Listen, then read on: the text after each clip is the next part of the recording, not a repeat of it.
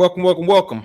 Episode 67 of Hip Hop High Society presents the Roundtable Hip Hop Discussion.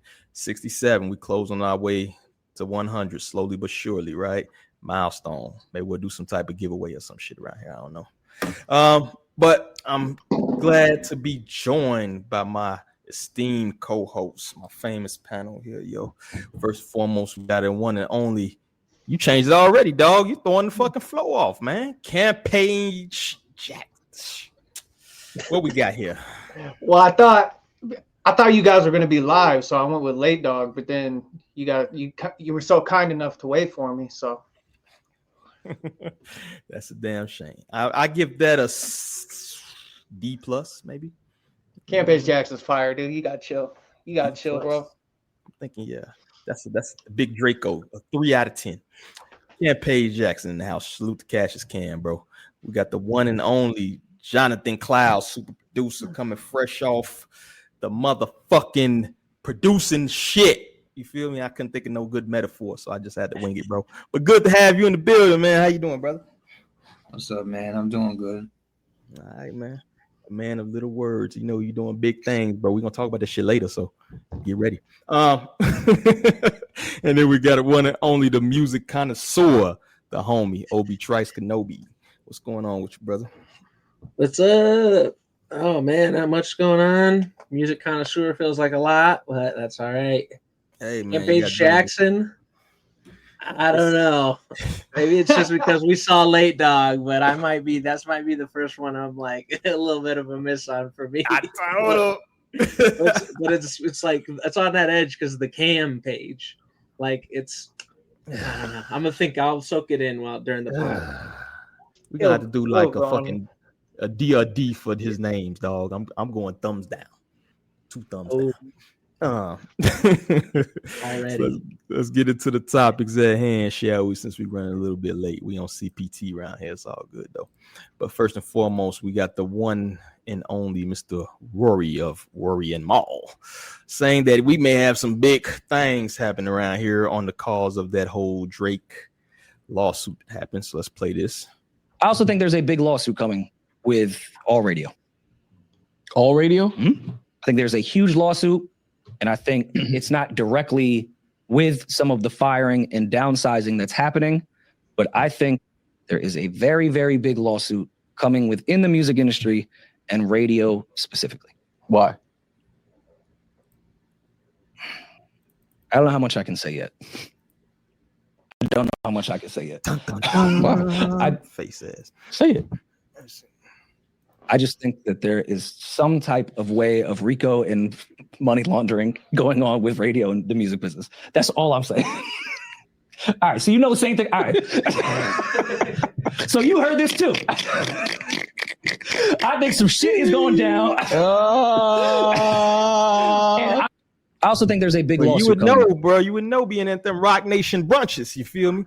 But you heard what Mr. Rory had to say about a big happening. Try to be kind of coy about it in regards to Payola and Rico. We seen what happened actually with Funk Flex. Funk Flex kind of been talking about this shit for a while. It's almost like you robbing a bank and you trying to like distance yourself away from it. So like a bank might get robbed. I didn't have nothing to do with it. But what do y'all think about the whole Payola thing? Can we actually get some positive, or does this even stem from you think that Drake situation? You feel me? So 2 questions in there. Do we think it's gonna happen, the Rico thing, and did Drake finally do some fucking good in his life? You feel? I shouldn't say that. He probably done some good in his life. What do y'all think, man? I just don't understand how you go about prosecuting that. Like it's an entity, not an individual. So I don't know how you'd go about that. I would have to dive into that FCC law, right? Is there any kind of caveat in there that you cannot accept behind the table payments? Because to me, like I said, I'm looking at it from like a legal standpoint. Is there really anything that says, from a moral standpoint, it's fucking despicable? From a legal standpoint, is it not right? Can you not charge for radio play? We need a lawyer on this motherfucker. What do you think, Cloud? You got some experience in those things. I mean, pretty much just what Cam said. I don't know. Are they full of shit? For one, I guess that's the big question. Do you think anything's happened? This is just for clickbait type shit. And then they do be glazing Drake a lot over there too. You feel me? So I don't know. Don't put that on them. That's just one of them. But yeah. No, I don't think it's for clickbait. But I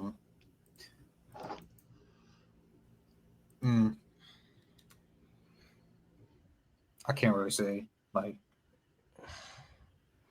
You like Rory over there, man. You like, man, you be at them Rock Nation brunches too, bro. You can level with me, man. Anybody else got any thoughts, man? Is the RICO coming? Is the RICO possible? That would have there's like a possibility, but I think it's a little bit lower than it might be bubbling up to seem. I definitely think there's definitely money that goes around at radio through different ways. So I guess it's just going to be a matter of what can be proven and what can be connected. It doesn't seem like this is kind of stemming from the Drake stuff, though, from what I've seen. Maybe I'm wrong on that. But that's what I got out of that from that was that's kind of where that started or has kind of gotten its new spark from. Well, I believe it was a settlement in May, at least from what I read. If anybody can correct me if anybody's in the chat or something, but from what I read, it was like a settlement. That's why you don't really hear about that thing. So maybe it was some truth to the whole Payola thing, but to me, it doesn't make sense since both artists are under the same umbrella to destroy one artist to uplift another artist. I really didn't. I never got that point of that. But if they're doing settlements, it must be some truth to something in there. You feel me? Yeah, May 3rd, iHeartRadio settled with Drake over the probe. But a lot of those settlements are just to kind of X the situation out. Doesn't always mean that there's fire if there's smoke like that. When you got the resources to just get people to shut up with the check, a lot of times that's how it happens, That can backfire though, because if you pay one, we've seen a storm fire. I mean, that's pretty much the Diddy situation in a nutshell. Is that you started handing out checks and it's like somebody you messed with in 1992. It's like, let me try to get a piece of that, I think that can happen. Also, I think people kind of downplay the fact that at least from a federal prosecutor standpoint, a lot of those dudes have political ambitions.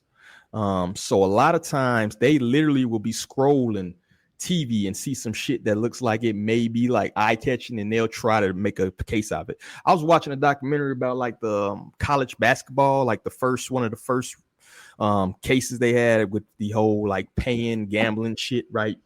Point shaving shit. It was a prosecutor that was sitting at the crib and he had a bet on a game or some shit. And he thought something looked fishy with the game he's watching. And that's how the whole case came about. A lot of players lost, their careers behind it, all that shit, right? Which is something normal now with NIL. So with these federal prosecutors, you got to realize that something big like this that's in the limelight, even if there's not a case, that we have so many laws on books, they might just throw some shit at it just to get the name out there. You know what I'm saying? So I think there is some validity to it. It may happen. Will anything come of it? That's to be said. You know what I'm saying? I'm not even sure radio is that big of an entity to even go after these days. But maybe y'all got a different perspective on it.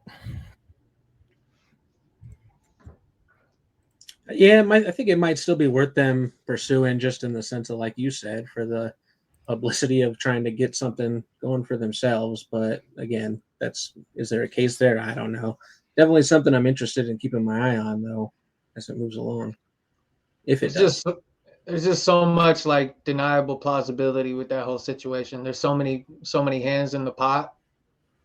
So unless, I guess that's where the whole RICO aspect comes into it. But I mean, if you don't have like a singular scapegoat, I just really don't see how they could really like get those dominoes to fall. Yeah. Essentially, RICO is made to take down the mob, right? It's really made to take down organized crime. So you have to prove that like this radio is a criminal enterprise. That's why it's kind of bullshit. Now you may be able to prove some like money laundering shit. You may be able to prove some bribes, maybe even some tax evasion, because everybody can probably go to jail every year on tax evasion, to be honest with you. So many tax laws in the books, right? So, but I don't see a RICO because it's like you would have to prove that radio is like a fucking criminal organization that's made to like shake down the artists. So that's kind of my point. That's kind of my point. Like you can single people out, but there's just, I mean, how do you prove that? Like, who's the John Gotti of radio? Like, who the fuck is like, how you gonna prove that shit? On Flex. You said it, not me. I'm just kidding. No, I'm just kidding. Dom Lucre, the federal government is allegedly preparing to launch RICO charges on prominent radio stations and money laundering. There you go. Money laundering, illegal racketeering, fraud, and payola, among many other illegal activities as a result of the February 2025 FCC iHeart Payola probe against the radio. Some sources also allege that the rapper Drake's recent lawsuit with Universal Music Group has assisted in this happening. It was reported on May 3rd, 2025, iHeart Radio settled with Drake over his Not Like Us Payola probe. The entire music industry is about to be exposed, and all thanks to Drake and Kendrick Lamar's recent battle. Drake is about to change music fair. Now, Dom Lucre is a bit of a Drake glazer. I ain't gonna lie to you. But I was about to throw some smoke at Dom. Dom Lucre, keep your grifting ass out of hip hop. You probably listen to Dax and shit. Fucking weirdo. Keep your ass at the RNC convention. You fucking weirdo, dude. Grifting ass motherfucker. He's one of the worst, bro. He's tip of the spear. Political grip worthy. That's funny. Breaker of narratives. Sounds like the opposite. Fucking dork. I agree with you, but I still gotta hit it with you just man. Hey.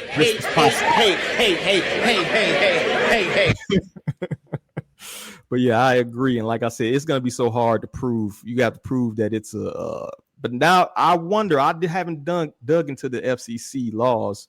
You know, old Billy Clinton changed in 1996 to know what's in there to make it be like you can't pay for radio play. You know what I'm saying? Like, that's something I would definitely try to dive into if I had some time on my hands. And I think we have one more thing in regards to the academics. Another grifter breaks down the recent news of the feds investigating all radio stations for money laundering, racketeering, legal use of payola over FCC airways to promote songs and artists. Sniveling coward, Scrotumberg snitched off Funk Flex, saying he's the one exposing who has been profiting off payola. Rosen Dweeb also says he's scared to lose a job because Hot 97 is firing everybody. So I'll play a little bit of this, but I don't like to listen to his voice for more than 1 minute because it's annoying. Watching the radio and watching these guys that come from radio completely this year and the year before self-destruct. They're all panicking. Has been a joy. I'll tell you what's going on up at Hot 97. All of them radio personalities, they're getting hit the road, Jack. Don't you come back no more. They're all getting that treatment. Now, there's a couple of things happening, and I pay attention to everything. I don't speak on everything because I'm interested in some real quirky things. And when I'm building my little, I hate when they speed up the video, man. I'm listening to everything. I make sure you got to take in information all the time. Let me tell you what's happening in radio land. It's a lot of payola shit been going on, right? A lot of payola shit. Radio is right off payola. Remember I told y'all that. How do you think these niggas make money? Because of salary? No.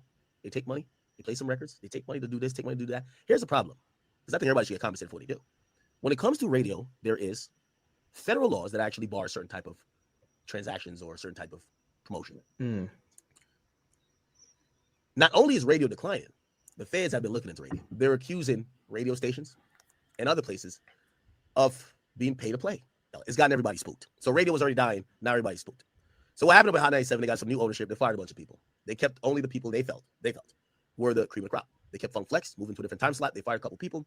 For whatever reason, this dweeb is still there, but I'm pretty sure he either took a pay cut or they're waiting to kick his ass out the door too. Hot 97 was owned by MS Communication. MS Communication sold to another company that is strictly about bottom line. They don't care about what the culture wants to center. They're not trying to invest too much. They want to flip it for a profit, hopefully gain or grow it a bit, and then probably sell. It's all about money for them. So now hip-hop, a culture that sometimes goes through ebbs and flows, where sometimes you're unprofitable or you're going to lose. They don't want to do that. They strictly want to make money. So they fired a bunch of people. And what Cypher Sounds is saying is, yo, did they fire these guys because they're just trying to save money? These guys probably have tremendous salaries, either 6 figures or 7 figures, and get them off the books, save some money. Here's this dweeb over here. Let's see if he's going to give us a T, because he knows he's on the chopping block next. Who has the full-time shifts? Maybe we should move some stuff around. This shit jack up. But you heard the gist of what it is. He does say some FCC laws in there. I really want to do a deep dive to the FCC shit, because it might be something in there But do you hear? We heard what academics had to say about it. Do you think there's some validity into the possibility with what he said, a new ownership, and so that's why they're firing people? Is that possibly why you see the moves at Hot 97 from Flex? You think some validity what academics say? Even though I know he's shady as fuck his damn self. No, there is new owners over there. Because Ebro was talking about like how they don't give a fuck about none of them, like on a personal level. He's talking about it. So yeah, I mean they was talking about it in that Juan Ep episode that what Eck is referring to and talking over the video for. That's last week's episode that came out last Friday, and Peter and Cypher Sounds are talking about all that stuff, the flex situation. But yeah, they've kind of been talking. Rosenberg's been talking about how there's new owners there, and so that's again why those firings last week weren't like a big surprise, and why I didn't think it was anything that really had to do with flex at the end of the day. Well, I guess I know we kind of delved over into a last episode or whatever. Is that it for radio? Is radio on this like dying fucking deathbed, bro? I hope so. I mean, I heard there was rumblings about was the Weird Al looking motherfucker that's been on radio for like 30 years. What's his name? Howard Stern. Howard Stern. Yeah, about Howard Stern hanging it up, and a lot of people of that caliber. So I just don't think it's. I mean, it's obviously not as lucrative as it used to be. Yeah, I think Sirius didn't renew his contract. I'm not sure that was a Howard choice on that, from what I remember. I'm not a big fan of that, but yeah, I hope radio doesn't like die. I think it could use some like restructuring or some improvements. I don't know, but I don't necessarily want it to die out. It was crazy. Like, why would you want radio to? Is there any intrinsic value on the radio? Or hip hop being played on the radio these days? You think? I think it's good to just keep spreading. I mean, there's people that are not me that still listen to the radio, so like, I wouldn't want to just like totally erase hip hop off the airwaves as far as radio goes, right? And then I don't know. I probably just have some nostalgia from growing up listening to the radio before we all had our phones connecting to the console and stuff like that. So. Maybe just some nostalgia for me. Yeah, locally, I don't think. Go ahead, Club. Yeah, if it does, I mean, I don't think people will. I think everybody who's prominent in it will just pivot to podcasting, because podcasts are just like on-demand radio, essentially. Like, like the Howard Stern show, like him live, he could easily pivot to doing podcasts. Yeah, So. I just don't think he has the pride to do it, because he was like one of the. He was one of the biggest. He talked so much shit about podcasting when it first started getting rolling. I think radio's like locally, like on the local level, I think it's a really beneficial thing for like local artists. Like you drive around the Bay Area, they're putting a lot of like local dudes on, and like that's who needs to be pursuing that kind of play. But I mean, there's a big difference between like internet radio and then like actually stuff getting broadcasted locally that you only get in certain areas. So hopefully that doesn't die out, because it's cool driving through California and like hitting the different radio stations and they're only playing like local artists from that area. A lot of shit. I've discovered new people just from driving through like Mid-Cal and shit and hearing different people on the radio that I ain't never heard of before. Yeah, I don't think it's gonna die though. Like people like shit like internet radio, for example, like shit like Sway in the Morning, stuff like that. I mean, humans are like creatures of like routine. You know what I'm saying? So people like to tune in like every day at 8 a.m. to like a certain show and shit like that. So it's like, as long as the system is there, there's always going to be people that that tune into it. But do I think like this is gonna like shut everything down? I personally no. I don't think it's gonna be close to that. I think it's gonna die with this generation, though. I mean, so? like who? Yeah, like I mean, who's young people aren't listening to the radio. They're not tuning into the Breakfast Club and shit like that. I mean, the whole instant, like Cloud was saying, instant podcasts and downloadable content and stuff like that. Like I'd like to see a demographic poll of people who actually still listen to satellite radio and shit. It's like the people who still watch like CNN and Fox News and shit. You know what I'm saying? It's like those same fucking people.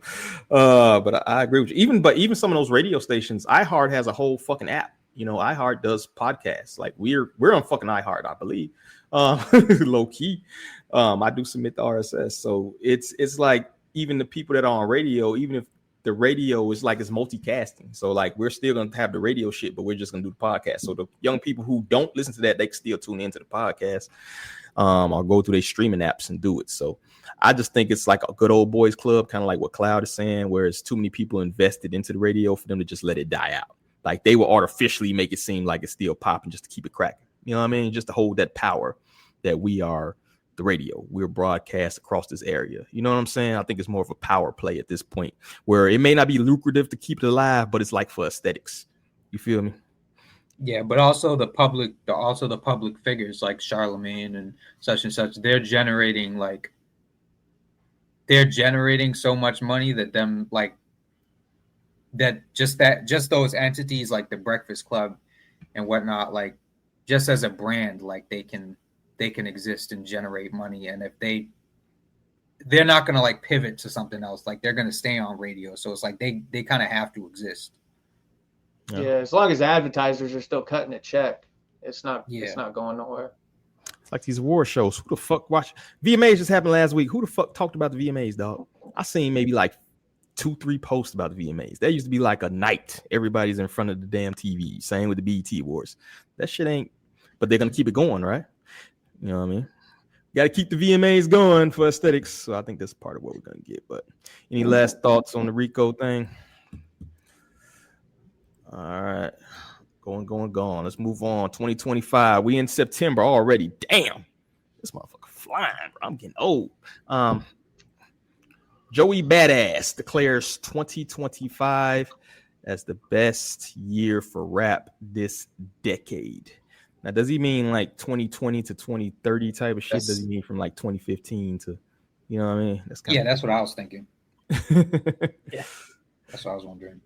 The 2020s, well, it says right. The 2020s have been a great decade so far for the genre with multiple future classics, but Joey Badass feels 2025 has been the best in each decade for hip hop. There have been some transcendent projects that will go down as all-time greats. The 90s, maybe the 10-year run in a lot of hip hop's heads with MCs like Tupac, Biggie, DMX, Eminem, Jay-Z, Nas, and others delivering timeless records.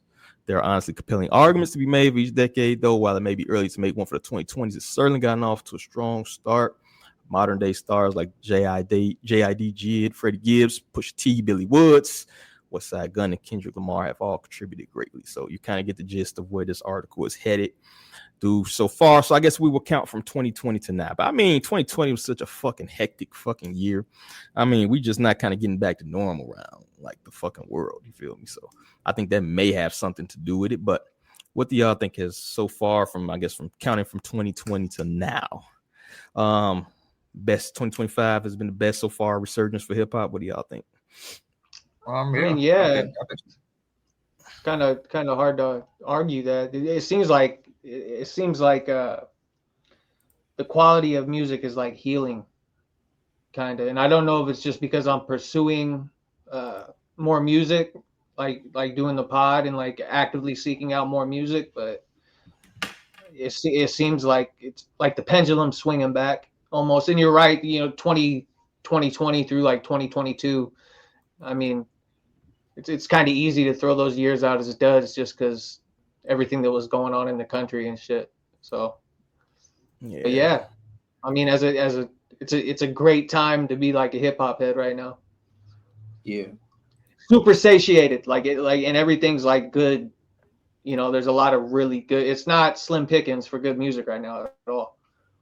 Yeah, I think last year it kind of like started, like there started to be like kind of this air of like, okay, we're kind of tired of like hearing the same music over. Like it's been a while now. Like, you know what I'm saying? And you know, people that I hate to use them as an example, but like shit like Migos and stuff like that kind of started to get out, like pushed out the door. Like, okay, we get it. You know what I'm saying? Like we've heard the same song over and over again. Like and you know, they want something new. And I guess like, I think people are more like open to hearing shit like Conductor Williams is like doing a lot of like, he's working with like mainstream people now. And just that sound is starting to take on, I guess, like a new life as far as like younger people, younger listeners. You know what I'm saying? Yeah, I thought last year was a really good year, and definitely was like you said, kind of building up into this year. Where at first I was like, oh man, it's going to be hard to beat last year, and now all of a sudden it's like, yeah, it's pretty well surpassed it, I think. And you know, Joey saying it is good, but I think people were saying it well before Joey. We probably said it in our group chat, and yeah, people have been saying 2025 is a year to beat for sure. Yeah, and people are coming back like with projects like people that either haven't been around for a while or that, you know, didn't their last release wasn't stellar, you know what I'm saying? Like, you know, we have like Slick Rick, we have Raekwon, Chance, just like, yeah, like people are in prime form right now. It seems like. Yeah. Oh yeah. I agree. And the competitive of rap, like, you know, when everybody's on a game, it kind of uplifts everybody, you know. I know we're going to talk a little bit about the ecosystem of the rap ecosystem with Drake. I think it may be a controversial take, but I think like people kind of emulating the top of the food chain, and Drake was kind of dragging shit down, to be honest with you, like that singy songy type of shit was like, all right, we're going to mimic what's working. And that's what was going on, right? People making fucking these dance hall songs and singing all over shit. And you know what I'm saying? And it's like, now that you kind of have rapidy rap people at the top of the echelon now, everybody's trying to rapidy rap again. You feel me? You see people that you wouldn't even suspect trying to rapidy rap. You know what I'm saying? So it may be a good thing. I know people are mad that, you know, the money's not maybe flowing like it used to, but it's like you're getting back to the essence of what hip hop or what makes hip hop unique, competitiveness, and also bars. You know what I'm saying? Well, if you know how to get money, you're gonna get money. So that's at the end of the day. But yeah, I know people crying about that Drake stimulus package, dog. He used to throw that cat on the song and go to the stratosphere. There's some people crying about that shit. Yeah, you'll be all right. Do we think it's the trajectory gonna keep going upward, or is this an anomaly? You feel me? No, I hope so. I think things are shifted into that direction fully. I also think a portion of it is kind of like with the years that we had in 2020 and 2021. It seems like people are more focused on like personal development again and being healthy. A lot of that drug culture rap is kind of like fell to the wayside. People are getting sober now. Like it's not cool to just be turned all the time. Facts. And I think that has a lot to do with it. I mean, we've talked about it before, but people are going to seek out stuff that you know, makes them think. And I think the downward spiral, like drug culture and rap, is kind of helping that. Because there was, you know, like 2010 to, you know, 2017, 2018, it was just like everybody was on that lean, let's get fucked up type music wave. And that's really became like, now you kind of a dork if you're fucked up all the time. People are getting ridiculed for that shit again. People are like more health conscious, and you can't just be like physically health conscious. You got to be mentally health conscious as well. So like as a whole, I think that's playing a role. Yeah, that shit was fucking whack. I feel like it's been like that for a while though. Like, bro, like Famous Dex, remember him? Mm-hmm. Yeah. Like, bro, people will clown the fuck out of him online. I feel bad for the guy in a small way, but Yeah, it went from like trying to mimic everybody was a drug dealer, to everybody being a drug user, and that was a very kind of weird transition. You know what I'm saying? But you're seeing real consequences. A lot of people dead before their time. You know what I'm saying? Juice WRLD, all these other people. You feel me? So I think that's part of it too. A lot of these people fucking gone, ODing, crazy. You feel me? You know what I mean? So that's part of it. So hopefully we get that good trajectory, man. I have a good feeling about the future, man. Like, this is probably the most optimistic I've been about hip hop in quite a while. You know, we had a lot of people kind of hitting the oh my God, hip hop is dying button for like quite a while. You know what I mean? So I like the fact that it's kind of optimistic at this point. And you got a lot of young dudes spitting, a lot of cats, you know what I'm saying? A lot of independent cats, which we feature, you know what I'm saying? That's spitting. So I think the future's bright, man. I ain't gonna lie to you. So I agree with Joey as well. Any last thoughts on that joint? All right, let's keep it moving, yo. Next thing we got, pull this up here. Mobb Deep, the infamous new Mobb Deep album, I believe is produced by Alchemist, if I'm not mistaken, or at least in conjunction with Havoc, right? Infinite, October 10th, coming right before Halloween on that task. New Alchemist produced Mobb Deep album set to drop after 8 years after the death of Prodigy. Are we looking forward to this as hip hop fans, or is it kind of bittersweet knowing that, you know what I mean, Prodigy is out of here? You know what I'm saying? Like, I don't know. I'm not a big fan of posthumous. Although I think a lot of this was recorded. This album was actually like finished right before he died, if I'm not mistaken. Yeah. I fuck with the new single. And that's Havoc. Havoc did the new single, but that shit is crazy. So I don't think there's a gun. I don't think Havoc or Alchemist, for that matter, I don't think they would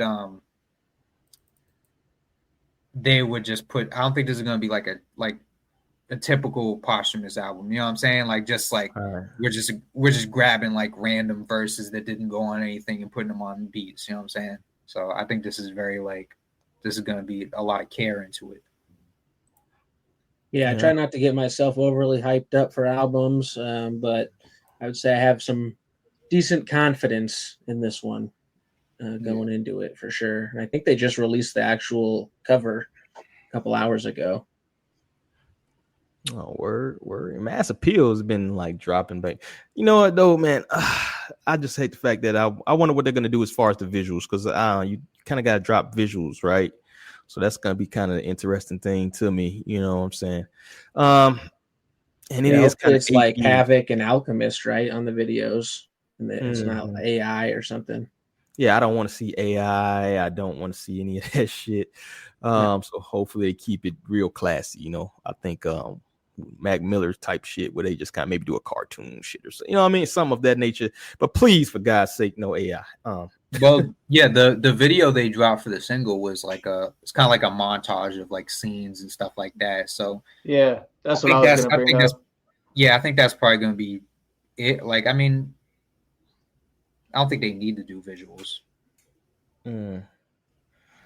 No, with it like 8 years, talking these lyrics have to be at least 8 years old. There's been a lot of changes in the world in the past 8 years, right? Ton of changes. Could it be a chance that the lyrics could be kind of dated, or at least on Prodigy's end? You know what I'm saying? Is that the possibility? You know what I mean? I don't know, man, because he was never really like a topical MC. You know, he was always more introspective in the type of shit that he wrote. They never really made like topical music. A lot of their stuff was like throwback story type shit. So it's kind of ageless, really. Yeah, I have faith that it's going to be relatively working well with the present. Yeah. You guys remember that Dave Chappelle skit where he's in the where he's in the club? And wrote this a long time ago. You're a married man, Dave. That shit kills me, bro. Yeah, so hopefully we get something. Man, I don't know. Are we suffering a little bit from Alchemist fatigue at this point, dog? Should he have picked maybe a different secondary on that? Do y'all think? No, I don't think there was anyone else that would like go with that better than him. I mean, they all worked on like after a certain point, they kind of like all were Mobb Deep. Yeah, I could see where you're coming from with asking about the Alchemist fatigue for sure. And I know some people that have it, but I think that this is a case where he works absolutely. I mean, is that really his fault though? Or is that people is that people pursuing him? You know what I mean? Yeah. Oh yeah, I don't blame him. I'm just saying I do know some people that are kind of feeling that fatigue a little bit.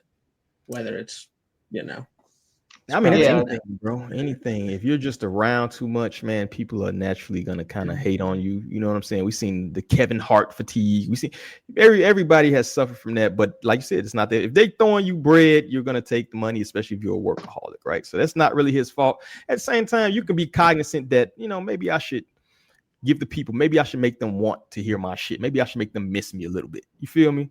So I think it's up to you as an artist, as a producer, to kind of, maybe space yourself out. Take a break, take a vacation, dog. Turks and Caicos is right there, bro. You know what I mean? So I think it's a little bit give and take on both sides. Nas reveals Mobb Deep's posthumous album is dropping soon. See if there's anything in here worth going over. Nas has been doing God's work this year, helping distribute some Icons albums, part of the Legend Has It series. Who is next on there? Do they have any more? Started with Slick Rick. Nas and Nas Big L. Oh yeah, yeah, that's what I was. Yep. Yes, Big L and then Nas and Premier. Because there's 7, right? So I'm trying to think. Isn't there one more? Or am I miscounting in my head? All of a sudden, 3. Prodigy prior to his death. Yeah, I thought there was 7, but maybe I'm wrong. Release date has not been set. This must be an older article because they got the release date now. Some chatter. De La Soul. Oh, De La. Nice. Another group that's missing a member too. I hate that. You feel me? Yeah. Nas and DJ Premier. Yep, Big L, De La Soul, Nas and DJ Premier's tape are still to come. Okay. I'm wondering if that De La Soul one is the one that they did with Pete Rock and Premier. And Nas doing big shit though. Salute to Nas and Mass Appeal, bro. Now, do they have any like newer artists and shit signed over there? I haven't really been keeping track of who they got over there, bro. I know they got the legends over there. I know they got well, I don't know if they still got him, but I know they had Stro for a while. I'm not sure if you know who Stro is. Yeah, I know. He disappeared. And he going to like some mental shit though. Ain't he? Like he kind of fucked up. Yeah, he was dope though. He was fire.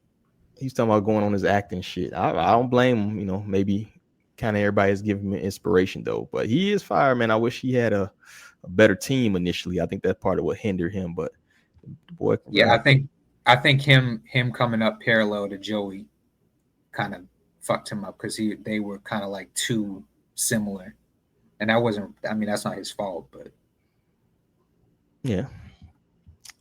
All right, well, I think that's it. Any thoughts? Yeah, they got Nas, Premier, Key and Harold, Fashawn, Ghost, Manny Fresh, DJ Shadow, Black Milk, Nori, Stro. Manny? Yeah. I don't think Fashion's not with them. He's not with them anymore. This might be old. Yeah. Static, Mez, Sirius Klein, Slick Rick, Small X. Wasn't Dave East over there? He was. He's former now. He's with UMG now. They had some, dude, the formers, they had Dave East, Pimp C, Run the Jewels, Boldy. Yeah, they did a lot of. I think they did a lot of one-offs, like one album deals, because Boldy wasn't with them very long either. Now, was he even Boldy? He fucking with Griselda and them, right? Yeah, he's signed to Griselda now. And Run the Jewels is with BMG, I think. All right. Anything else? Any other things? What do we think? As far as we heard a little preview, or we've heard some of the tracks from it. We think an instant classic, good. You know what I mean? What do y'all think? Could we get a classic out of this? I think we got to, bro. I don't think they would have released a single that crazy if they didn't have something to back it up. I really don't, because man, that shit was, like Cloud said, that shit was crazy. There's nostalgia in it, like, man. So I don't think that they would use that initially if they didn't have stuff at the same caliber. Yeah, because I heard that and I heard something else. That shit's gonna sound. That shit sounds like exactly like I would want it to. You know what I'm saying? Me personally. Okay. Look forward to it. We would definitely have a review for that motherfucker. So hopefully we get a 10, a 9, or some shit out of it. I'm hopeful, but yeah, that's why they gotta. That's why we need the music videos, so we get the video reviews. That's really the most important thing. Yeah, bro, people love the fucking video, man. God forbid people got to read fucking 300 words. Oh my God. All right, man. That's all we got on good that. Beats. That's all you need to know. Good beats. All right, let's do a quick crash dummy. This should be a quick one.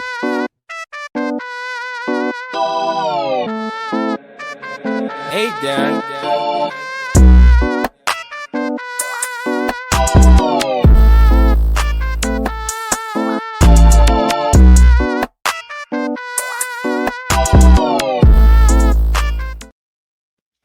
Crash dummy this week we got on the screen here, Big Draco, aka Soulja Boy.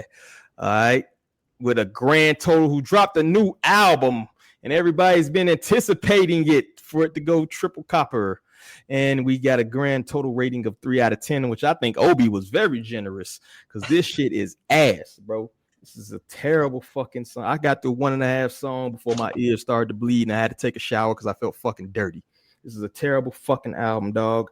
In the opening track, you're talking about Molly, you're talking about Dracos, you're talking about lean, all that shit we said earlier that is going out of style. You're rapping like Chief Keef in 2014, bro.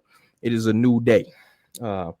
This is another case. We had Fabio a couple weeks ago. This is another case, a sad case of the Peter Pan syndrome, the Pinocchio syndrome. I wish I was a real boy type shit. This is terrible. You are 35 years old. I believe Soulja's about 35 years old, right? It is about that time for you to grow up, my man, and raise your family, right? You have a 3-year-old kid, you know, a 3-year-old son who looks up to you. We don't want to hear about the Dracos, dog. We don't want to hear about the lean, dog. It is time. Hip hop has made a new changing of the guard where we want to hear real shit. And salute to Soulja, bro. You got a family, bro. Raise your queen, raise your kid. You got a 3-year-old. This the type of shit we want to hear you rap about, dog. Rap about raising your kid, man. Rap about going through your struggles. You can make some real introspective stuff, being that you were in the game at like 16 years old and probably seen every facet of it. Probably should have tons of story, tons of knowledge, tons of fucking advice to give the people that we would like to listen to. We don't want to hear about you pouring champagne and popping mollies in the motherfucking strip club when your hairline is going back, bro. It's over with. Give us some introspective shit so we can hear that. So, unfortunately, between that 3 out of 10 and all of that bullshit you're talking about, and the fact that you may sell 10,000 copies of this bullshit, and that's generous, I'm going to have to give you the biggest car crash, my man. And if you feel like screaming in your phone a little bit later about this, go for it, because I don't give a shit. But that's all I got, bro. Soulja Boy taking home the motherfucking biggest car crash. Now, if y'all prepared, we can go ahead and get into our DOD. Y'all ready? Ready. Let's get it.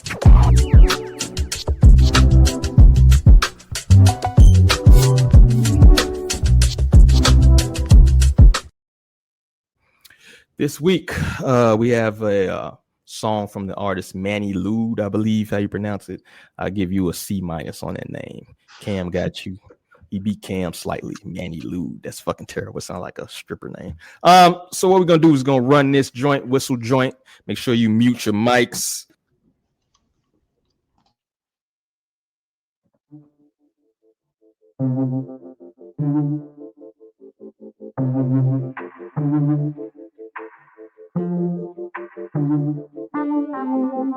I can feel it clicking miles away. This whistle joint has got me reminiscing about the working days. How she used to pack lunch and tell me, go on, baby, be all safe. And I used to walk in different. My whole new struck crooked. I see the homies that I crack with just to pass the time with it. Feel like the time is slipping. Oh, we grueling just to make a dime. And I feel like a star with them. Although our sky's broken.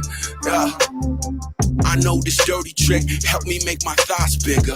I call it thought fitness. Headaches and bongs with us. Smoke up the ox with it. I barely like her inner circle if they talk different. Locally star risen. I brought the walk with it. I cannot fathom niggas that ain't got the boss in them. Varsity high juke them. Fill out the form, gender roles, mark a bitch in them. How business roll as they fold all the big hitters. So take this track and show it off to all the big spitters. My bills got big printers. Deaded for 6 winners. I kid you not, I always thought I was a big spender. Hosts come around with empty bread and spread that cheese cheddar. I can feel it clicking miles away. This whistle joint has got me reminiscing about the working days. How she used to pack lunch and tell me, go on, baby, be all safe. And I used to walk in different. My whole new struck crooked. I see the homies that I crack with just to pass the time with it. Feel like the time is slipping. Oh, we grueling just to make a dime. And I feel like a star with them. Although our sky's broken, yeah, crooked.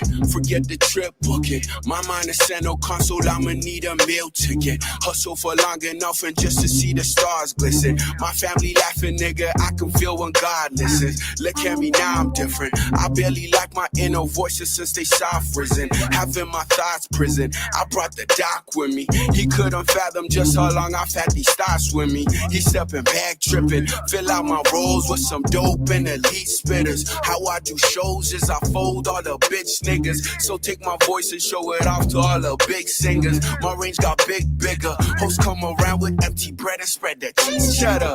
I can feel it clicking miles away. This whistle joint has got me reminiscing about the working days. How she used to pack lunch and tell me, go on, baby, be all safe. And I used to walk in different. My whole new struck crooked. I see the homies that I crack with just to pass the time with it. Feel like the time is slipping. Oh, we grueling just to make a dime. And I feel like a star with them. Although our sky's broken. Yeah, crooked.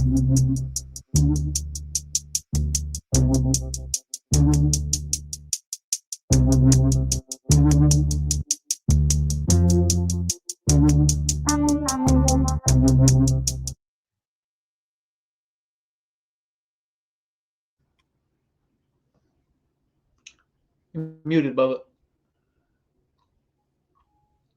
Can't hear you, D. Oh, my bad. You hear me now? Yes, sir. All right, so there we have it. Whistle joint, Manni, Lewd. So time for the verdict, baby. Bang the gavel. I'm gonna get a gavel so I can hit that shit. All right. First and foremost, who we got first? Cloud. Is Cloud there, bro? Not. We'll come back to you.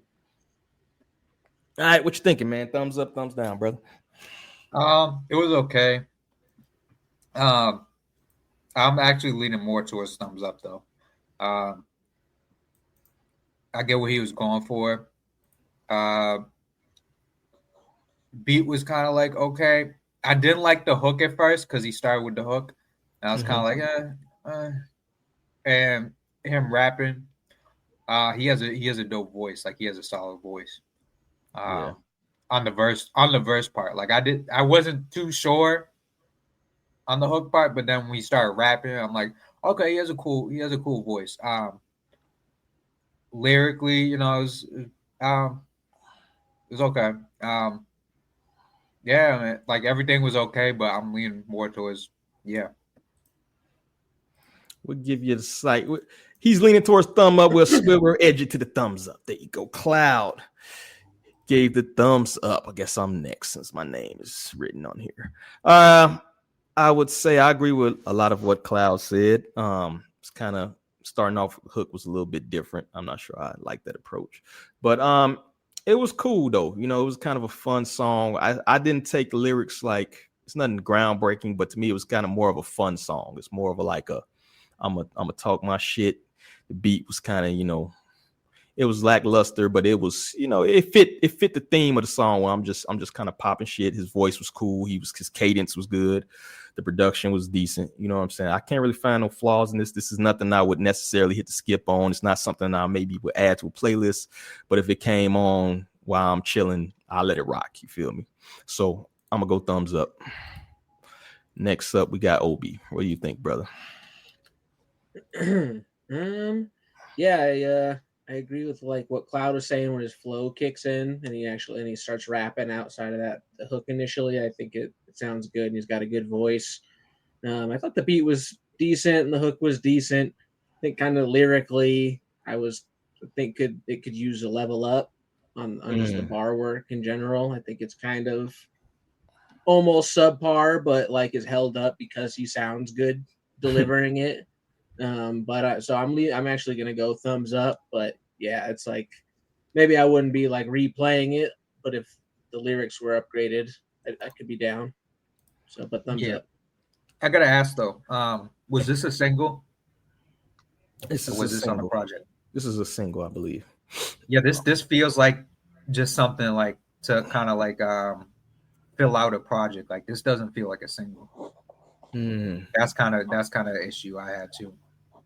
Yeah, I'm not sure he even has a who's if I can go through this little thing, but I'm almost positive this right here is the whistle. Yeah, this isn't a song that you put out by itself. Yeah, single. It's kind of something used to space out a project. Yeah, I think he's kind of getting his feet wet though. You feel me? I mean, yeah, I feel it. Yeah. So, and last but not least, bro, you can make it unanimous there. Cam, what you got, bro? I kind of like when songs start off with the hook. You do? Sometimes he had like a cool little bounce with that hook, like there was emotion with it. You know what I mean? Like if you listen to it, you can move. Like there's emotion to it. He kind of slid on the hook. The lyrics are super rudimentary though. Like his pen is, his voice is carrying him heavy on that. I mean, I heard him repeat multiple words multiple times, which is, you could do that. That's fine. But it's real basic pen. But I'm not mad at the cadence. I'm not mad at the hook. Like if you took that as a reference track and like really like up the bar work, that could be like some really dope shit. The beat was okay. I'm not mad at it. I'm not gonna play it again, but I'm not mad at it, and I'd like to listen to more of his stuff, just based on his voice and his approach. You could tell there's like some musical talent in there, the way that like he went back and forth from that hook cadence to the rapping and the way he kind of rode that beat with the hook. I'm not mad at it. Yeah, it was no times where I felt like, sometimes with artists, when you kind of tell they're still perfecting their pen or they're perfecting their, rap and cadence stuff, they try to fit too many bars, I try to fit too many words into a bar and shit like that, and it kind of sounds convoluted. I think we had a couple songs like that where you could tell, like, yeah, you just started rapping about it last year, right? I didn't feel that with it. I feel like he does have that part down pat. It's just a couple things he can upgrade, a couple things he can work on, and he should be a solid. You know what I mean? So I think that's unanimous. That's 4 thumbs up, yo. So that's dope, bro. Let me play. Which one is the one all? Oh, you get the flawless victory, dog. Flawless victory. Good job. You know what I'm saying? If you want to follow Manni Lewd, let me pull up. He actually has Insta right here, and check out more of his music. Let's go ahead and get those listeners up for the brother. And if you want to follow his Instagram, I'm bringing it up right here at Manni Lewd. He got the duck face shirtless selfies, bro. You got to take those down if you want to be a serious thumbs down. I changed my vote. Yeah, brother. You might want to work on that, man. But yeah, make sure y'all throw the man a follow, man. Check out his music, and maybe he'll take these motherfucking duck lip selfies down for us. Work on that, brother. That's all I got, man. Any last thoughts on the song or the artist? Was there any whistling in the song? I don't think so, bro. I wasn't sure why it was called Whistle Joint. That's what I'm talking. Like when I said there's like emotion to the hook, like I could see maybe that's why he called it that. I'd have to play it again, but there's like I don't even know. There's like a, I don't know. I'm not gonna do that. I don't want to use the word. Dive on that. I don't want to use the word like I don't want to use the word frolicking, but there's like a, you know what I mean? There's like a, you know, that's a verb song. I could see someone listening to that like walking through the woods, fucking throwing birds to or throwing bread to ducks or some shit. I don't know. You overthinking that shit, bro. Throwing bail, bro. You took an edible before you come with this motherfucker. Anyway, let's get to the next. We be talking about Bigfoot for 2 hours. Let's get to our next. We get into the discussion topics. My probably favorite part, man. I like the hypothetical shit sometimes. All right, so what we have here is Talis Love, I believe. I got the take the PhD out your name, please. It's so whack. Hip hop ecosystem not doing well because people let mid slide for a decade. You can only eat so much McDonald's before you decide you want a home cooked meal. I think you still in our sauce a little bit because we do the food analogies, specifically Cam. He probably got some Kodiak analogies right now in his back pocket. But now people don't know how to cook because they've been microwaving everything. So that's in regards to this ecosystem thing. So I'm gonna play this Joe Budden podcast thingamajig song somewhere. Yeah, it's the same formula he's used for all three of these nice men. I wouldn't expect to get so much love from the streamers because I would expect them to view me as competition. That part too, yeah. Listen, I'm reserving anything that I have to say on the matter until I hear the project. A lot of y'all out there already know where I stand on all things Drake. It hasn't changed. I'm just waiting on the music. And I want to be clear, like, because we get the flack for being haters up here. We love Drake. We want to see and hear great Drake. Like, that's all that it is. I was telling Parks outside that, I'm not feeling any of this music, but Drake not being great hurts. Yeah. It hurts the ecosystem. Yeah. Like, things are not the way they're supposed to be if he's not great. Niggas ain't making as much money as they would normally make. Yeah. Listen, I follow the excitement, the moments, everybody having like that art. What did Most Def call them? Target. Everybody having that store to go to where you could get a song for me, you can get a song for you, you can get a song for you. That's why I don't like that shit that Ice keeps saying about Scary. About he's trying to appeal to the kids. Dog, Target got shit for the kids and for me. Yeah. So but we'll see. Yeah, but if I'm chasing, I don't know He's about such that. a strange man. He does not know whether he wants to hate the guy or dick ride him. Yeah. And I'm tired of fucking using him as a source. We'll take a break. We'll time out him. But yeah, bro. You heard it there. Does Drake not being great hurt the ecosystem? Thoughts on that? No. That bar? No. There's enough artists out here that. We just talked about how 2025 is the greatest year of the decade. There's barely any Drake. Like, people are doing great out here. Yeah, we live in life. I think he's talking more so from these people who was honestly, it was a lazy way of doing business, right? Where it's like, okay, let me throw Drake some bread, fucking glazed Drake or whatever to get this feature where you can just boost you up instead of you just putting out good music, right? There's no way Block Boy JB should have ever fucking made it to where he is. You know what I'm saying? Like, it should have never fucking happened, bro. No disrespect to Block Boy JB, but he sucked. He should have never got to where he was at, bro. And a lot of people. My guy. That's my main man. But a lot of people shouldn't have got to where they got to, man. So it necessarily wasn't a good thing because Drake was throwing features to people who probably shouldn't have been there in the first place. You know what I'm saying? So I just think it was a very shortcutty, you know what I mean? Left, right, up, down, AB type. You know what I mean? Like, it was a bullshit. It was a cheat code, bro. You know what I mean? I don't respect cheat codes. So I don't necessarily. That's my take on it. Y'all can tell me what y'all think about that. But yeah, I think Drake it's great. Not being great is only bad for the worst of the rap ecosystem. All those people that need the Drake boost, right? But all the good artists, they're making their money, they're getting all their stuff. If anything, they're probably getting more now that all the people that just ride off of a Drake feature are not popping.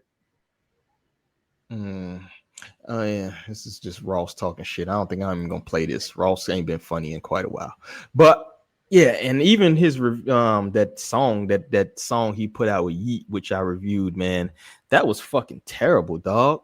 You know what I'm saying? So it's like if you're trying to do a resurgence, if you're trying to actually be back head of the ecosystem, doing shit like that I disagree with that final take that Joe Budden had, that you need to appeal to everybody and you don't have to be that's how to me you water down your shit, trying to be a smorgasbord of fucking music. You know what I'm saying? That was my one like gripe with the JID shit, is like you're trying to appeal to too many people. I think make your art, dog. And you're a 40-year-old man. I don't want to hear 40-year-old men rapping like Yeet, bro. I just don't want to fucking hear that shit, bro. Like you got a mortgage and a kid, bro. Drop some bars, man. I want to hear some shit. I don't want to hear you fucking saying random ass shit to yeah. You know what I mean? Like it sounds like every other Drake song from 2010 to 2015 except on like a rage beat. And that ain't good. Mm-hmm. There's also other people who appeal to everybody, but do it as in a more well delivered way, like Doja Cat, for example. Yeah, I agree. But you know, Doja's actually in that space. Doja's not trying to Shane Sung shit, right? Whereas I feel like Drake is forcing, like with that Tootsie Slash, like he forces himself into trends rather than be the trendsetter. You know what I'm saying?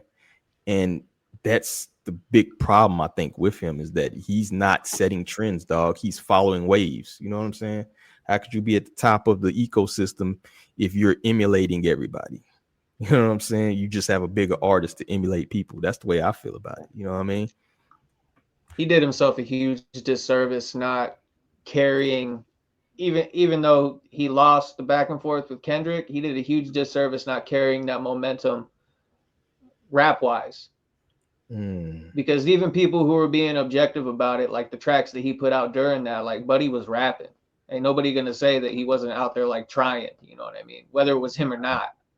He did himself a huge disservice not taking what he was doing there, and just like all this shit would have fell to the wayside if he just would have kept rapping like he was on those tracks. Not specifically like in a beef setting, but just that type of music. Maybe not like for society, but like the people that are judging him harshly now, if he just would have like carried that over there, he'd be in a much better position than he is now. Yeah, because he dropped a song with Conductor not long after Not Like Us. That shit is fire. That shit is the best song that he's dropped in. And he didn't even officially drop it. You know what I'm talking about? When he's on the TV. Oh yeah. That shit is fire. But he's not leaning into that. If he leaned into that, it would be a different conversation. A huge different conversation. Because I objectively have never liked Drake's music, but I couldn't even deny when he like Family Matters and a lot of those tracks that he put out, the push-ups and everything. I was like, oh, you're getting busy, but he getting busy. I gotta appreciate that regardless. But I mean, way to fumble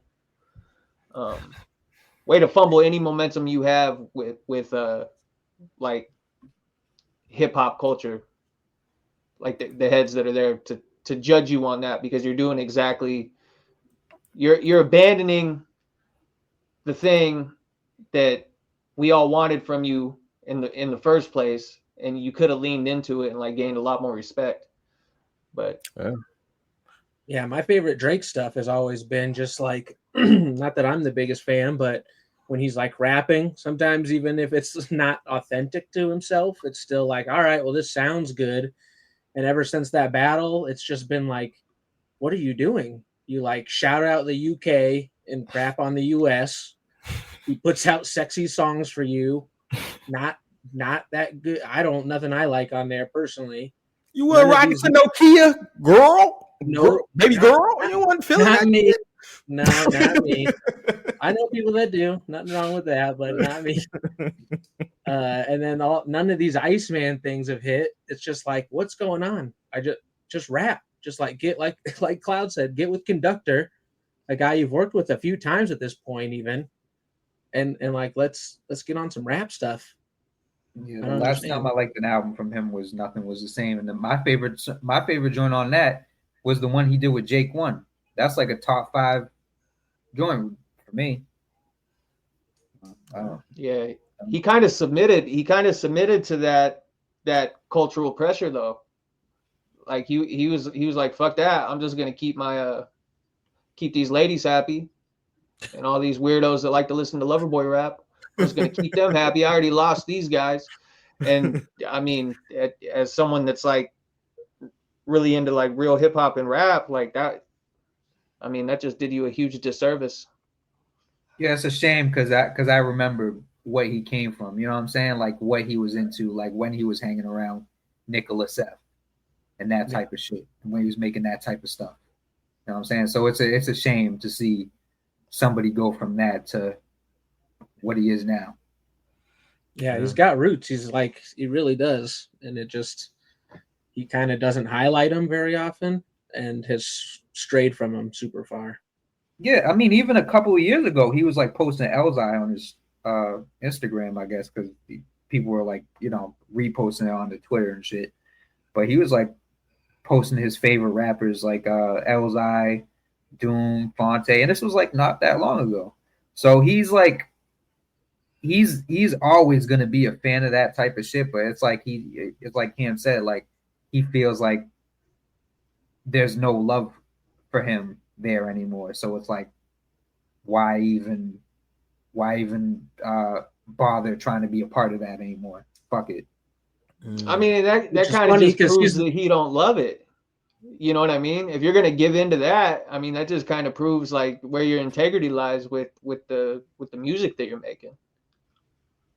Well, and he's the bigger artist. If he just like reached his hand out, he'd probably get half the people to reach their hand back, and you just build that credibility back up, and it would be easy. A lot of people would accept it right away. It's like, doesn't feel like it's that hard. I think it's more of a sensitivity thing than an integrity thing. I think it's just like, you don't want me around. Fine.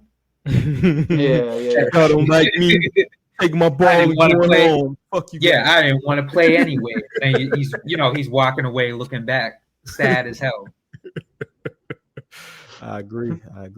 And this could have been a very freeing moment to me for him. You know what I mean? Like you got called colonizer and all this other shit. That was the time to drop like a rapidy rap ass album, dog. Like, okay, I'm gonna hit y'all with some fucking bars, dog.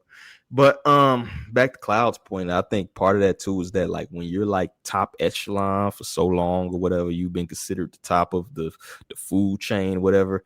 Anything you do that's not up here is going to be considered a failure. You know what I mean? That's kind of like the curse of success, or that huge of a success, that anything you do that may be true to you, but it's not like something that's going to the stratosphere, that's playing in every fucking club in Europe and Australia and shit, you're gonna be seen as a failure, dog. You know what I mean? So he's kind of like a slave to his own success at this point, where he feels you got to chase that dragon. You feel me? Do shit with Yeet. I'm gonna do a rage track. I'm gonna do this shit. I'm gonna morph again. You know what I'm saying? Kind of feeding into what actually Kendrick said about you. You feel me? Yeah, I mean, deep down, he just wants a hug from DJ Premier. He just wants a hug from DJ. He wants to be loved. That's that narcissist disorder, dog. You know, narcissists want to be loved and shit. Everybody must love me. But yeah, that's all. That's crazy, bro. He had all these hip hop channels to go on, and he said, "Fuck that! I'm gonna go on this. What's that girl's name? Bobby whatever podcast." Another mistake. Who's advising this cat, bro? Like, why, bro? I thought she was gonna show them. I was so happy. I'll show them. Watch this. Fucking idiot. All the fucking people, bro, that you go on, who's already out of there. She done got tossed around by B-list rappers and now on the outs and been outed out and everything else. And this is who you choose to make your grand return, or bro.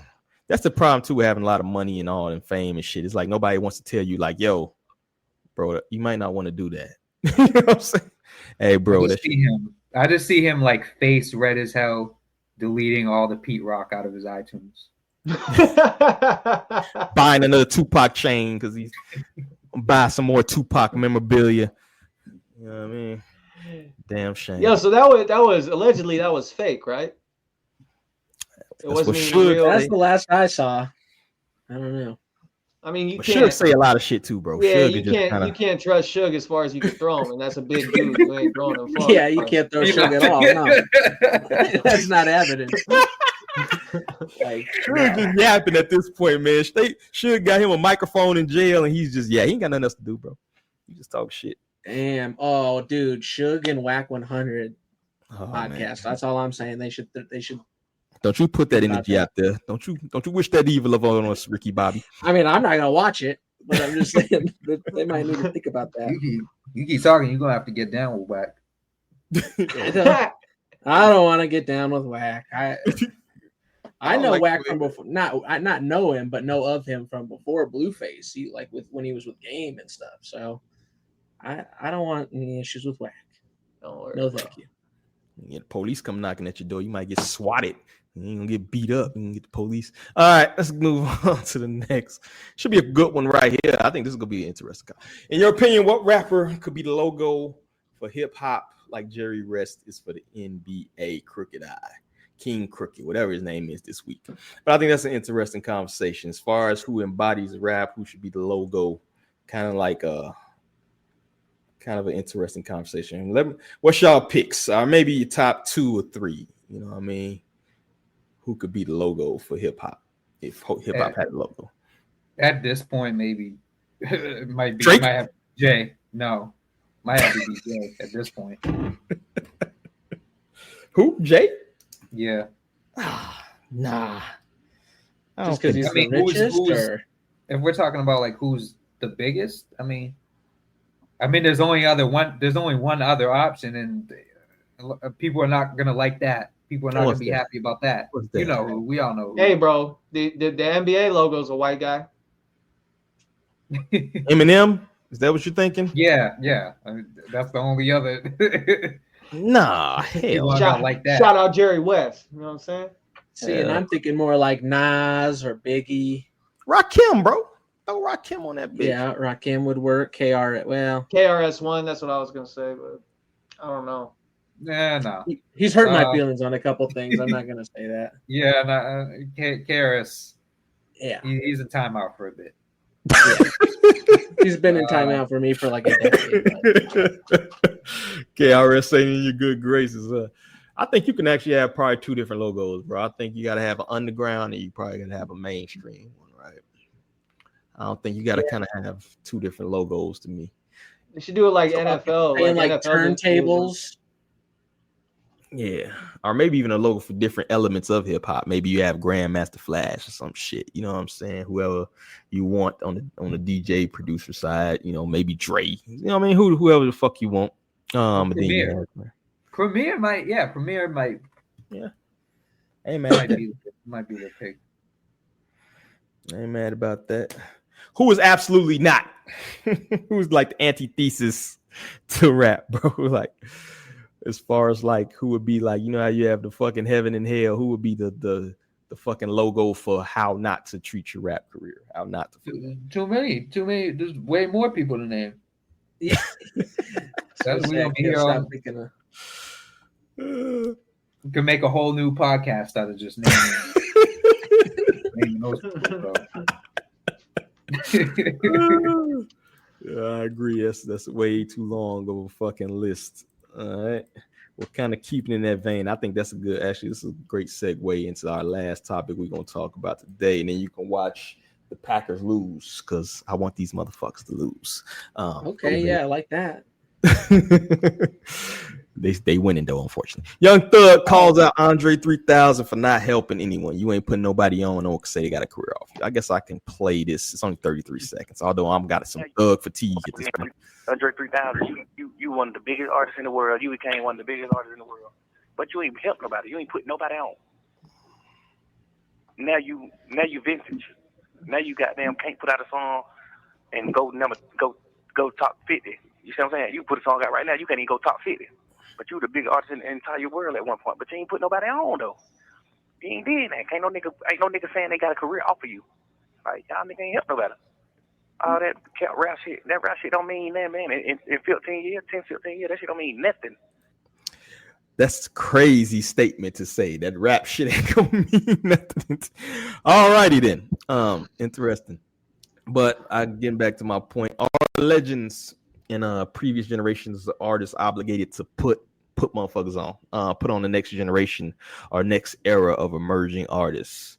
So just kind of going back to what he said, outside of the ridiculousness of that last statement, should the older artists reach out? Is that inherent part of hip hop, or is that part of your duty as somebody who made it in hip hop to put other people on?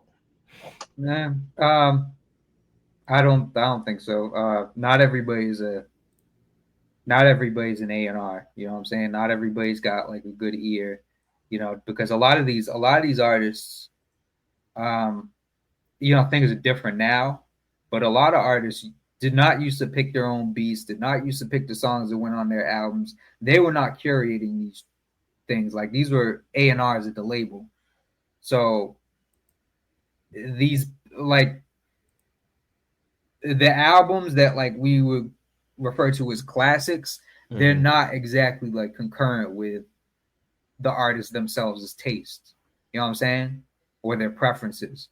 So you know, I don't really, I think it's good for like legends to like embrace the youth, but I don't want to see like people just co-signing like young dudes just for the sake of it. You know what I'm saying?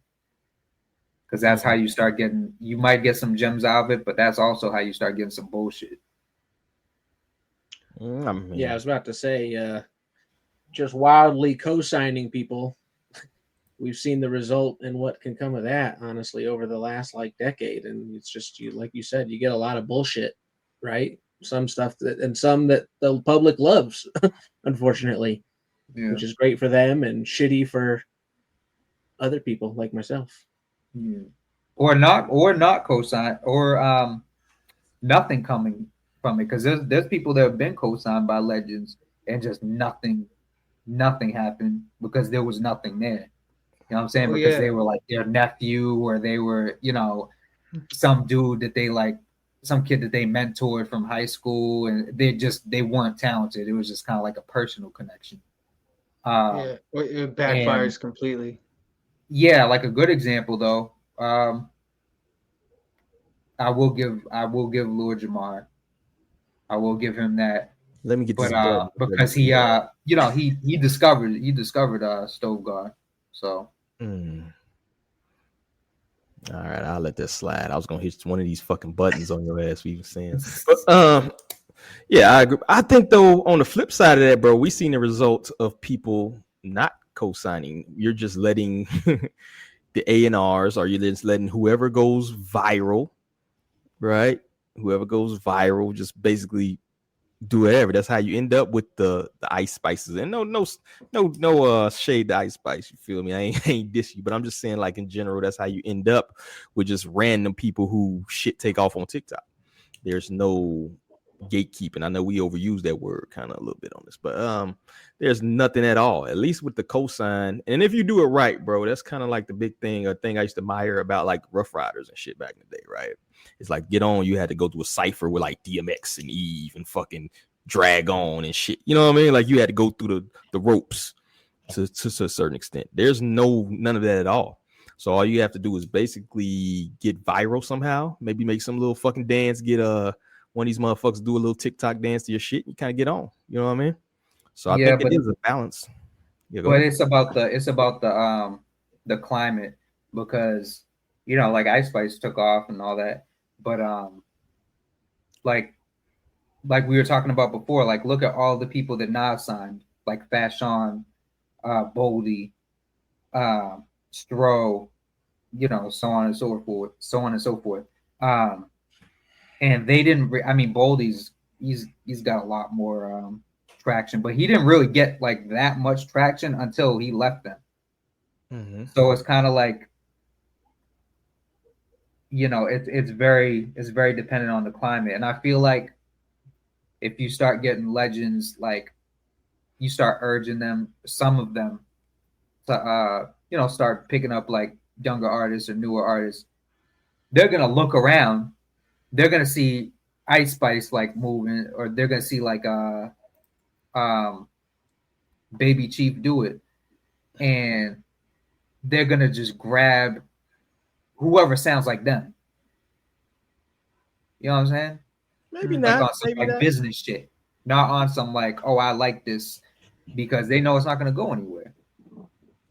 Not necessarily, not like a Nas or something like that. You feel me? I don't think they're gonna grab talentless people. You still have to, and I'm not sure if you was kind of blaming the success of or the non-success of people like Stronem on Nas or Boldy. No. I'm saying he couldn't like pull them up all the way. You know what I'm saying?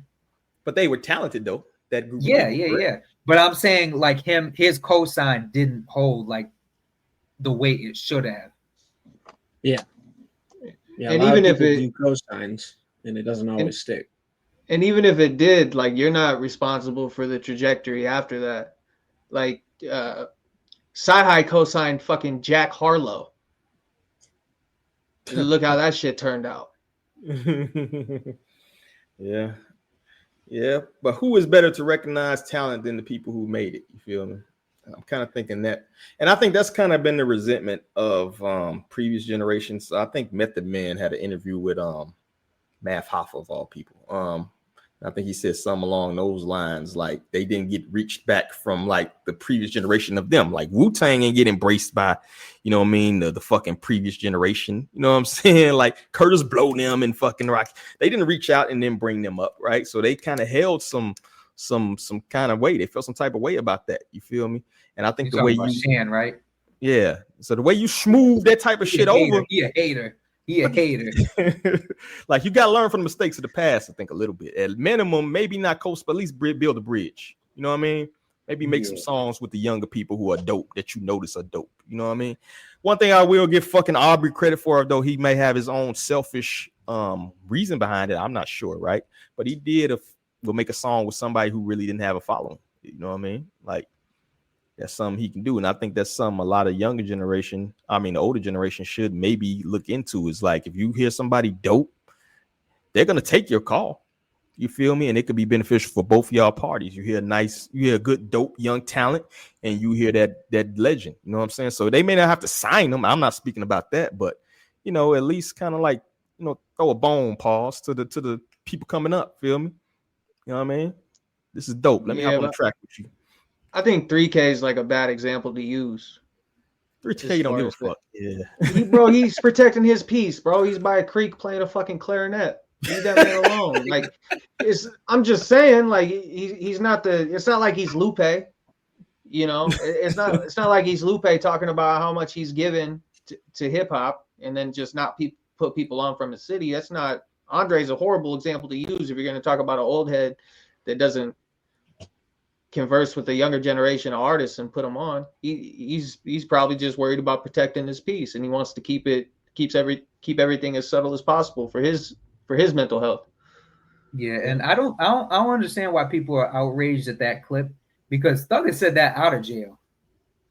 He went on a podcast with T.I. and he was talking to T.I. about that. He was like, you seen that? Yeah, he said that shit. The exact same words that he said on there too. So it's not like this is new or he's only saying that because he's in. No, he said this out, and you know, it's hard to disagree with him.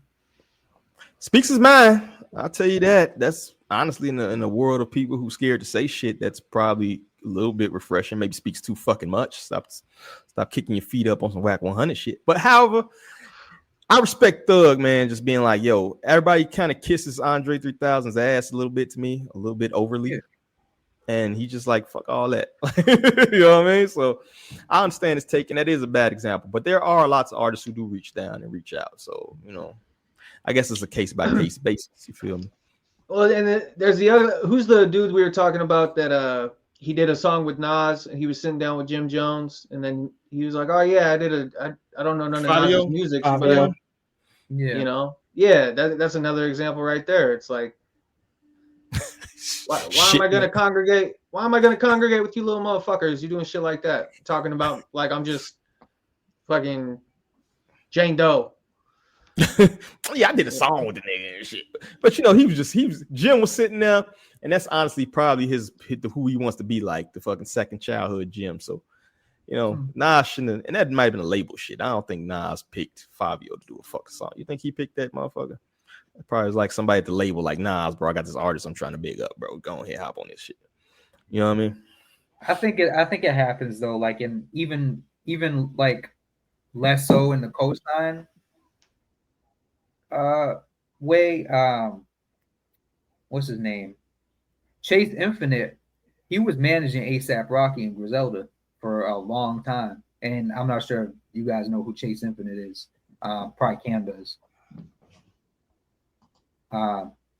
Self Scientific with DJ Khalil, but he he ended up like leaving the rap shit behind, and he started managing ASAP Rocky, and because he's on ASAP Rocky's first project, and not just him, but Stat Quo's managed people too. So it's like some people just move into the management field and start moving, like doing shit behind the scenes. I think I've talked about one of the dudes on Def Jokes as well. But yeah, like even younger dudes, Bibby. That's what Bibby did. You feel me? Yeah, great example. Yeah. All right. Let's get any last thoughts on our older artists obligated. I don't even think we answered the question. I guess we gotta say yay or nay. Let's end it that way. Yeah. No, I don't think they are. Gotta know. No? Cam? Nah.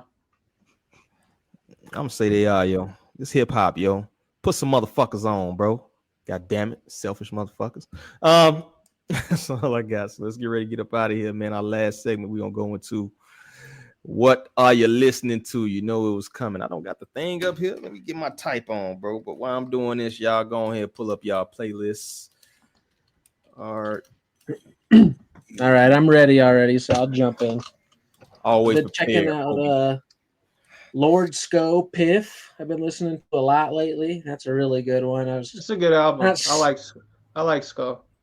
Yeah, definitely not like sleeping on Sco, but I was being lazy and slow to get to Piff, to be honest. So now that I'm getting to it, I'm like, oh damn, I was missing out. Okay. This new underground one, Gifted Youngsters is his name, out of Seattle. Lifestyles of the Prolific and Gifted. That's really good. I'm gonna drop that review tomorrow on my Instagram. Hey. Listening to El Perro 2 from Rucci. That was really good. Let's see what else. Monroe Flow, Mr. Wash, and Rufus Sims, House Arrest. Those are kind of some of my top ones this week. Okay. Got some shit for me to check out. Appreciate that, man. Who next? Man, this would be easy for me, bro. I've been listening to nothing but our high caliber, concurrent, curated playlist. The Armory. Hip Hop High Society presents The Armory.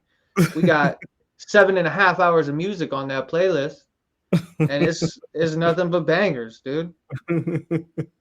Oh man, I mean, it takes time to read everything, but there's everything on here. There's Nicholas Craven, there's Nems, Tyler, Larry June, Aesop, Pro Dillinger, Future Wave, Currency, whatever you want, bro. It's Sparkmaster Tape. I threw some Sparkmaster Tape on there when I'm trying to get crunk.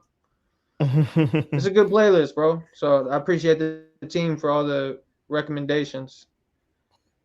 Yeah, I just been putting that on Smart Shuffle every day for like the last 2 weeks, and I ain't been mad. Okay, that's not bad, bro. Yeah, that OC from NC, that's his name, bro. I listen to that. I'm like, shit, where you find this shit at, yo? That Allah's interlude, that shit's so good. Shit. Oh my god, I love that song. Yeah, definitely. Who next, man? Cloud, bro. What you been listening to? You been too busy, ain't you? No, I still listen to shit. I've been listening to the new Blood Orange album. Well, not new. It came out a couple weeks ago, but yeah, newest. That shit's fire. Fire. I mean, he doesn't not drop fire. You guys aren't up on Blood Orange?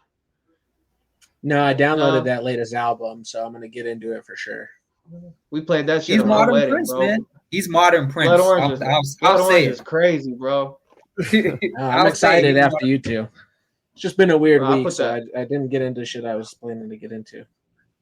You want to cook a good meal, bro? Open the window, let a little bit some fresh air in the house, get the spring cleaning on. You put on some Blood Orange, bro. You be a happy man. I'm telling you.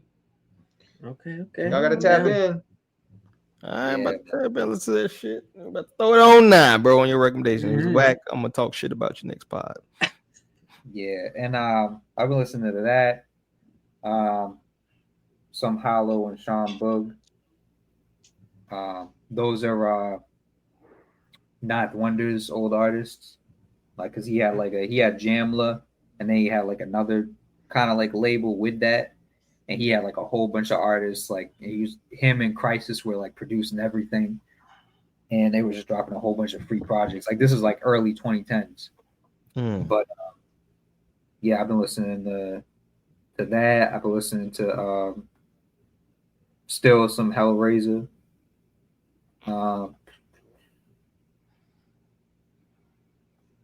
Man, some Mind Design. Okay. Fat Cat, Prefab Sprout, and some Sade. Sade. Oh, man. Got your heart broke lately, bro? How you feeling? Man. You good, man? Not me. Need a hug, bro? All right. What the fuck? I've been some reggaeton and shit for some reason, bro. That's I went back last night. I was listening to Snoop Rhythm and Gangsta, bro. I went back to Rhythm and Gangsta for some reason. That shit was on my mind. Underrated album. I'm gonna have to do a rewind review. Listen to some Ray, bro. I've been listening to some Styles P, bro, some Nipsey. I've been kind of nostalgic, some Pac shit like that, man. It's pretty much been in rotation in my morning commutes lately. You feel me? Outside of like fucking self-help books and shit. I've been listening to books and finance books and shit. But outside of that, that's what I've been doing. I've been on my old school shit. So that's about it, man. So let's get ready to get up out of here. If you guys ready. Good episode, bro. An hour and a half. We might be setting a record. That's what the fuck I'm talking about, bro. We get this motherfucker to 1:30. I'll be happy. So let's get ready to get up out of here. Last minute dedicate to you, my good peoples, because all of us are talented in our own ways, got our own projects that we're working on. So we're going to lose this last minute. Make sure y'all plug it. We got 70 people in here. Make sure y'all share this motherfucker before y'all get out of here. But Campage Jackson, what the fuck you working on, brother? Just getting my buddy ready for a fight September 26th in New York City. Bare knuckle boxing, BKB. You can watch it live on Vice. I'll keep everybody updated. So if my teammate wins, you can know I played a major role in that. I took a lot of ass whoopings on the way to get him ready for this fight. It's not fun. It's not fun sparring a heavyweight 3 days a week. But other than that, it's metavorder.com/CassiusCam. Y'all know where to find me. Definitely put the guns down and get knocked out like your daddy used to. Take it away. Jay Cloud, what you working on, brother? I'm dropping a remix album of the new Chance album. Yo, shout out Chance the Rapper. We didn't get to talk about that, but shout out Chance the Rapper. Bro, for him to interact with you and really like gas that up and repost it and then interact on the next one too. Like, dope. Man, I'm a Chance the Rapper fan now. Just for, like on like a personal level. That's dope, dude. Most guys, most guys don't even take the time of day. And that shit was fire too. I like it better than the original. So the second one, the ride shit, that's just hard. But I really like that album, man. Like, and I don't remember if I talked about earlier this episode, but that was like that's just like a return to form for him, man. Like I support that shit. So yeah, I'm really grateful to him for doing that, and he didn't have to do that. You know what I'm saying? Like, because he's got an insane platform. Like that's like 7 million people. So ridiculous. He ain't have to do that. But I've heard on the personal level, like just Chicago shit, bro, that he's a pretty generous dude. He actually goes out and does a lot of fucking charitable shit, does a lot of shit he ain't got to do. So overall, I heard nothing but good. I'm not the super hugest fan, you know what I'm saying? But from a personal, just human standpoint, I've heard he's a pretty solid dude, man.